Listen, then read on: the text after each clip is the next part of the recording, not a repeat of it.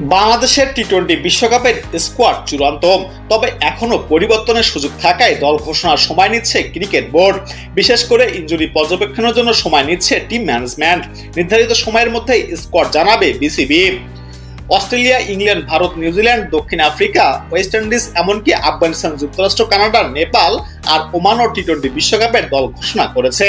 20 দলের আসরে এখনো বাকি বাংলাদেশ, পাকিস্তান এবং শ্রীলঙ্কার মতো দল।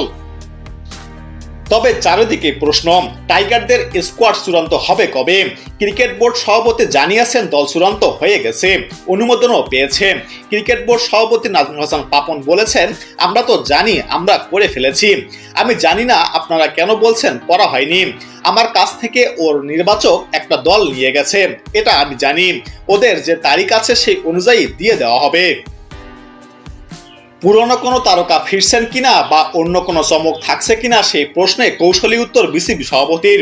তিনি বলেন, বাংলাদেশের যে কাউকে জিজ্ঞাসা করলে বলে দিবে স্কোয়াড কি হবে, সেটা একাদশও বলে দেবে। তবে সমস্যা এক জায়গাতেই, সৌম্য সরকারকে নিয়ে। ক্রিকেট বোর্ড সভাপতি নাজমুল হাসান পাপন বলেন, উদাহরণস্বরূপ ধরেন সৌম্য সরকার কিছুদিন আগে ইনজুর্ড। এখন সে বিশ্বকাপের সময় ইনজুর্ড থাকবে কি থাকবে না তা না জেনে তো দিতে পারছি না।